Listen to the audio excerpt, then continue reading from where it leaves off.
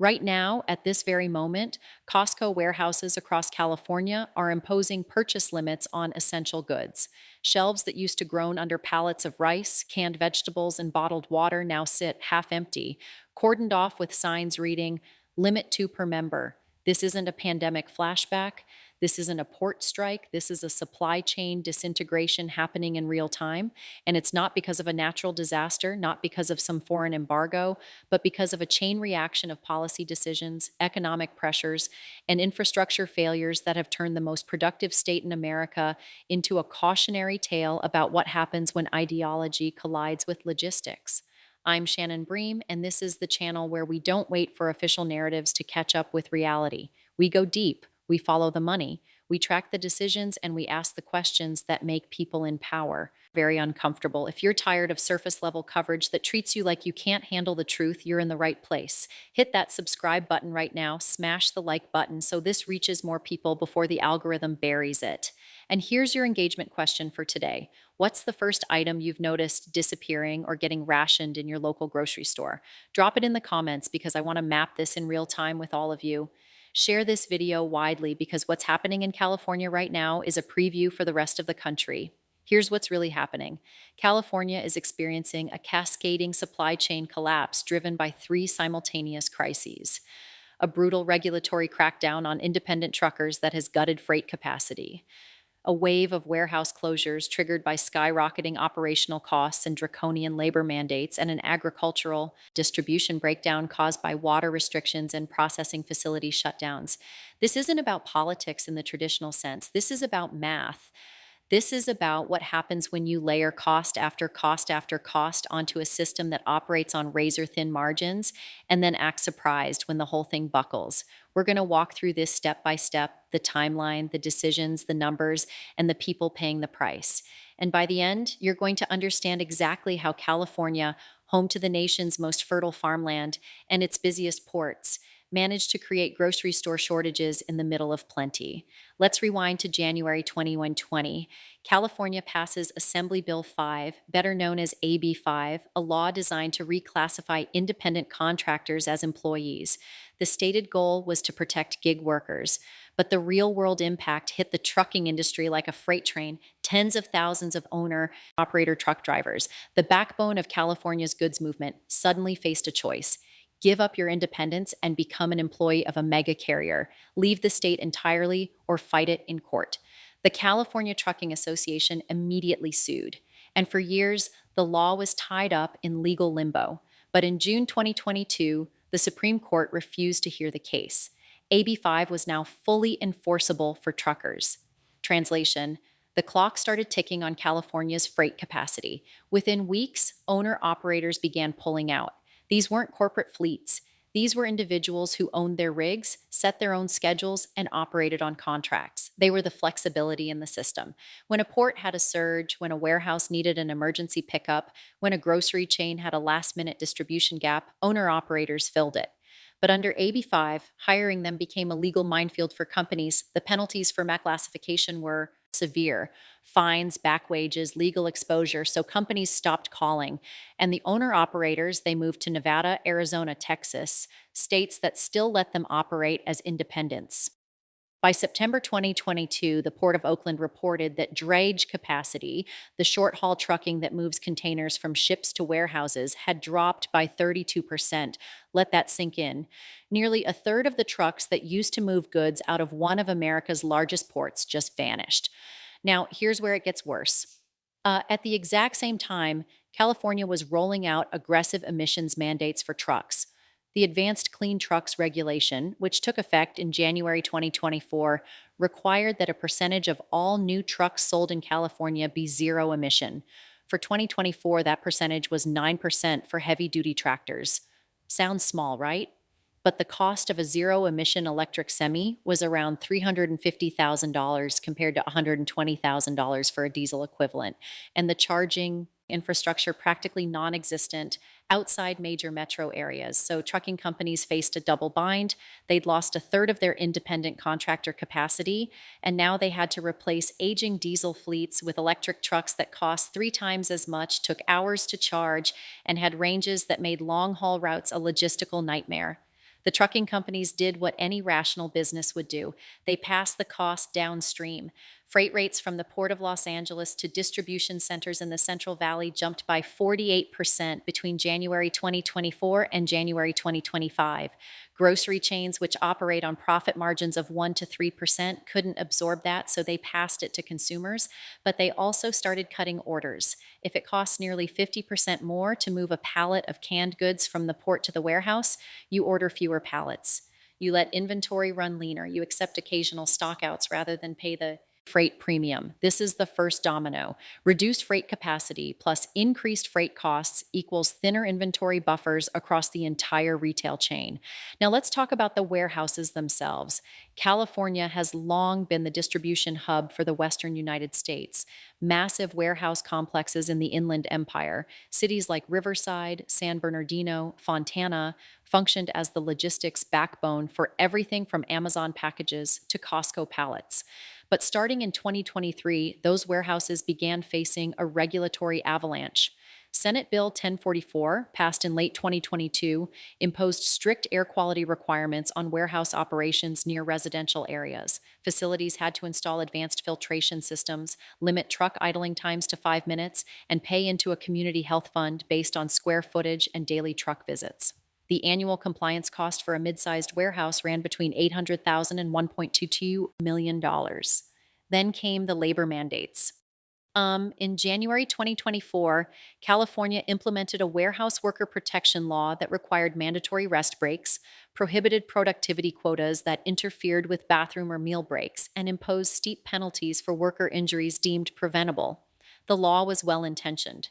Nobody wants workers collapsing from heat exhaustion or pressure, but the compliance burden was enormous. Warehouses had to hire additional staff to cover break rotations, slow down throughput to meet safety audits, and retrofit facilities with expanded break rooms and cooling stations. Labor costs per square foot rose by an estimated 23% in the first year. At the same time, property taxes and lease rates in the Inland Empire were spiking. Warehouse property values had surged during the pandemic as e-commerce exploded. By 2024, property taxes on large logistics facilities had doubled in some districts.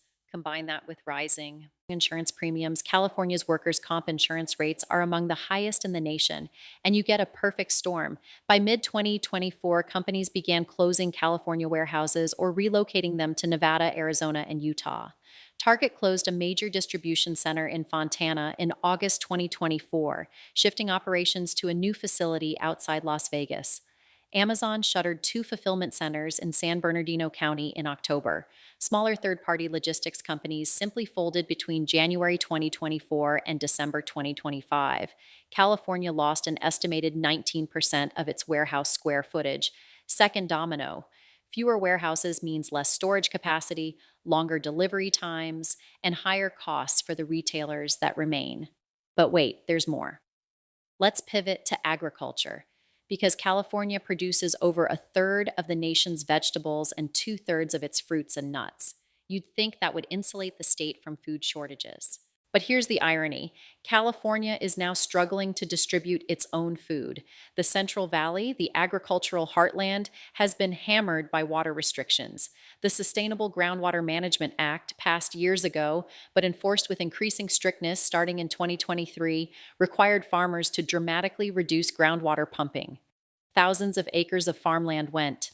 Almond orchards, tomato fields, lettuce farms, entire sections simply stopped producing. By 2025, California's agricultural output had declined by an estimated 14% compared to 2020 levels. Now, the farms that kept producing faced a new problem. They couldn't get their goods processed and packed. Food processing plants in California were hit by the same regulatory and cost pressures as the warehouses. Energy costs in California are the highest in the continental United States, nearly double the national average. A tomato canning facility in the Central Valley was paying 70% more for electricity in 2025 than it did in 2022.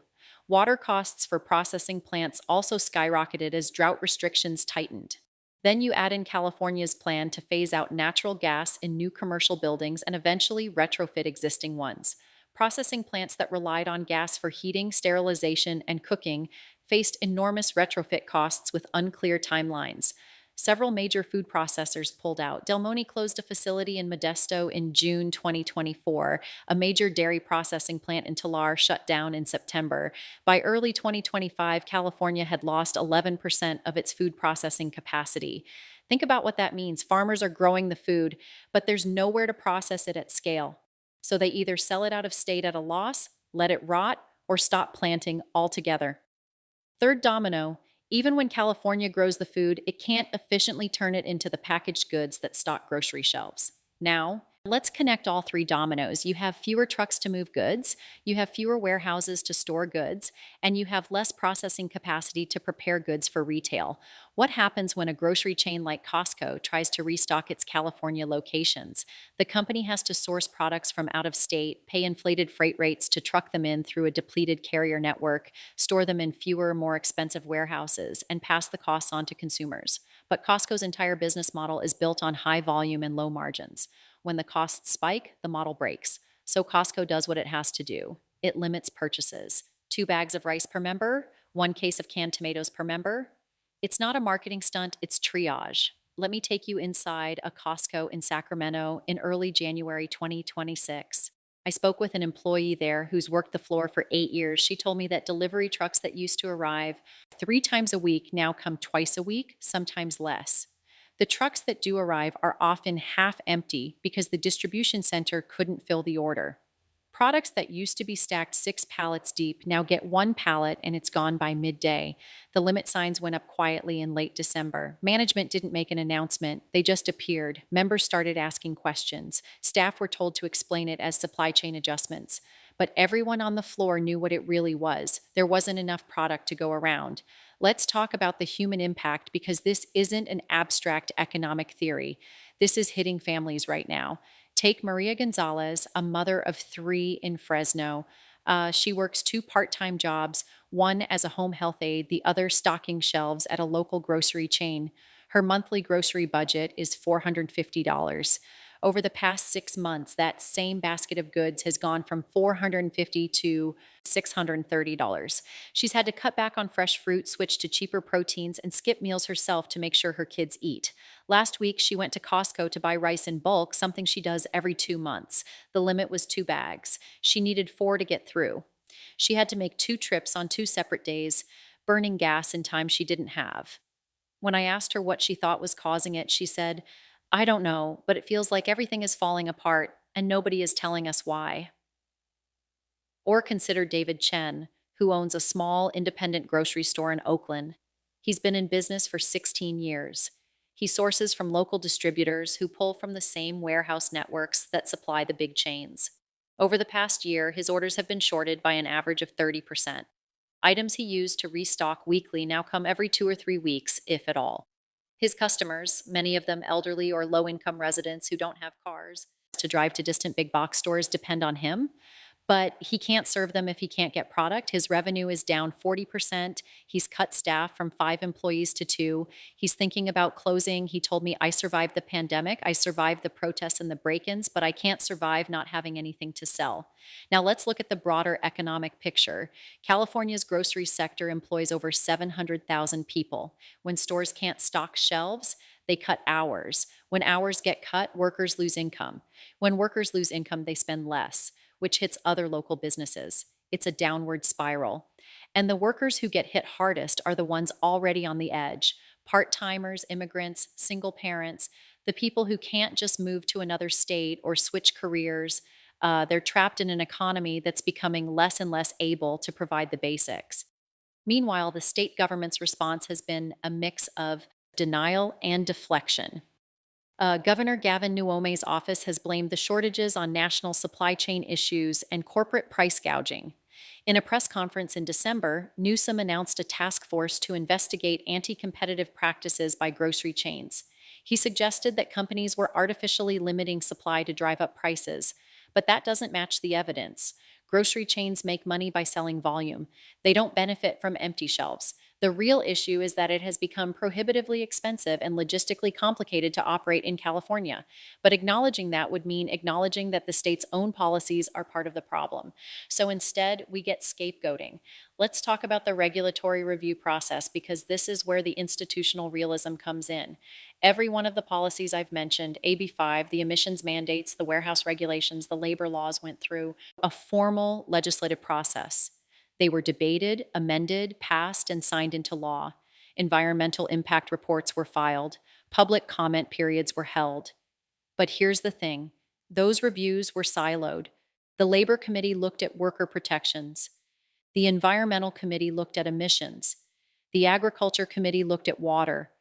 Nobody was tasked with modeling the cumulative effect of all these policies hitting the supply chain simultaneously.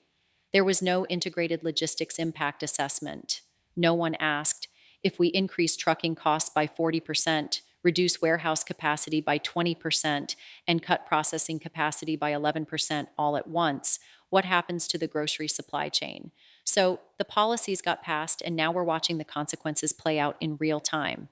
And here's the cruel irony. Many of these policies were designed to help working people, protect gig workers, reduce pollution in disadvantaged communities, ensure fair labor practices. Those are noble goals. But when the implementation is so heavy handed that it destroys the economic infrastructure those workers depend on, you end up hurting the very people you intended to help. The warehouse worker whose facility closes doesn't care that it had advanced air filtration. The truck driver who loses contracts because companies won't hire independents doesn't care that the law was meant to protect him. The grocery store employee whose hours get cut because shelves are empty doesn't benefit from environmental rhetoric. Good intentions don't pay the rent. Now let's talk about what happens next because this is not a static situation. It's escalating. Several major grocery chains are quietly lobbying for exemptions or relief. Albertsons, Kroger, and Costco have all sent delegations to Sacramento asking for temporary suspensions of certain warehouse mandates and diesel truck extensions. So far, the state has refused. The political cost of appearing to backtrack on environmental and labor commitments is too high, especially with a gubernatorial administration that has national ambitions. But the pressure is building. If shortages worsen, if prices keep climbing, if more stores close, at some point the political calculus shifts. The question is whether that happens before or after a full blown crisis. There's also the risk of a cascading effect beyond California. Nevada, Arizona, and Oregon all depend on California's distribution networks to some extent. If California's logistics infrastructure continues to degrade, neighboring states will feel it. We could see regional shortages spreading. And if that happens, you'll see federal intervention. FEMA doesn't just respond to hurricanes, it responds to supply chain emergencies. If California can't feed itself, the federal government will have to step in, which means taxpayer money from all 50 states, propping up a crisis that was entirely preventable. Let me be clear about something. I'm not saying we shouldn't care about workers or the environment. I'm saying we need to care about them in a way that doesn't blow up the system they depend on. There's a way to transition to cleaner trucks without bankrupting small carriers. There's a way to improve warehouse conditions without driving every facility out of state. There's a way to manage water sustainably without collapsing the agricultural sector. But it requires nuance. It requires phased timelines. It requires actually listening to the people who operate these industries instead of treating them like obstacles to be regulated into submission. California didn't do that, and now everyone is paying for it. Let's also talk about the data because numbers don't lie. California's consumer price index for food at home, that's groceries, not restaurants, has increased by 18.4% between January 2024 and January 2026. That's nearly double the national average of 9.7%. The state's food insecurity rate, which had been declining for years, ticked up in 2025 for the first time since the Great Recession. Emergency food bank usage in California is up 31% compared to 2 years ago. These are not signs of a healthy system. These are signs of a system in distress. And here's what should really concern you. California is often a bellwether. Policies that start in California spread to other blue states, New York, Washington, Illinois, Massachusetts. They watch what California does and often follow suit. If this model of aggressive regulation without integrated impact assessment becomes the template, we could see similar collapses in other major states. Imagine the same scenario playing out in New York with its massive port complex and dense population, or in Washington with its heavy reliance on West Coast distribution, the consequences would be catastrophic. So, why would they do this? Why would a state government pursue policies that so clearly destabilize essential infrastructure? I think there are a few reasons. One is ideological capture. The people drafting these laws often come from advocacy backgrounds, academia, or urban professional environments where the mechanics of logistics are invisible. They see trucks as pollution sources, not as the vehicles that deliver their food. They see warehouses as exploitative labor sites, not as the nodes that make modern retail possible. They genuinely believe that if you regulate hard enough, industry will simply comply and innovate. They don't account for the possibility that industry will leave instead. Two is political incentives. Passing bold environmental and labor laws generates positive media coverage, energizes the base, and builds a progressive resume. The costs, the closed warehouses, the lost jobs, the higher prices, those show up months or years later, and they're easy to blame on corporations or national trends. There's no immediate political penalty for overregulating, but there's a huge political reward. So the incentive structure pushes toward more regulation, not less, even when the evidence says stop. Three is a fundamental misunderstanding of supply chains. Most people, including most legislators, have no idea how fragile and interconnected these systems are. They think of the economy as a series of independent sectors that can be tweaked individually. They don't see the whole machine. So when you change one variable and say trucking costs, they don't anticipate the ripple effects on warehousing, retail pricing, inventory levels, and consumer access. By the time those effects become visible, the damage is done. Let me take you back to Maria in Fresno for a moment because her story illustrates the real world endpoint of all this policy abstraction. She told me that her kids have started asking why they can't have the snacks they used to get. She's explaining inflation to an 8-year old. She's rationing fruit. She's skipping the doctor because the copay is money she needs for food. This is happening in California, one of the wealthiest states in the wealthiest country in the history of the world. It's obscene. And it's a direct result of decisions made by people who will never miss a meal, never face an empty shelf, never have to choose between rent and groceries. And it's not just families. Small businesses are collapsing. Independent grocerers, corner stores, ethnic markets that serve immigrant communities, they're disappearing. When they go, they take jobs, community gathering spaces, and food access with them. The big chains can absorb some of the pain.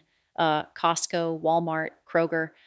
They have national supply chains and deep pockets. They'll survive even if they have to impose limits. But the small guys, they're done. And once they're gone, they don't come back. You end up with food deserts, neighborhoods where the only option is a gas station or a dollar store. That's the future California is building right now. Now, let's do a clean recap because this is complex and I want you to walk away with clarity. California passed a wave of regulations targeting trucking, warehousing, and agriculture over the past 4 years. These regulations dramatically increased costs and compliance burdens. Independent truckers left the state or stopped operating, cutting freight capacity by 30% or more in key corridors. Warehouses closed or relocated, reducing storage capacity by nearly 20%. Food processing plants shut down, cutting the state's ability to turn raw crops into retail products by 11%. Grocery chains operating on thin margins couldn't absorb the cost increases, so they passed them to consumers and cut inventory. Shelves started going empty, prices spiked, purchase limits went into effect, families are struggling, small businesses are closing, and the state government is blaming everyone except the policies that caused it. This is a man made crisis. It was predictable, it was predicted, and it's getting worse. So here's the forward looking warning. If nothing changes, California is heading toward a full scale food distribution crisis within the next 12 to 18 months. We're talking about widespread shortages, not just of specialty items, but of staples: bread, milk, eggs, canned goods, rice, pasta, the stuff people depend on to survive.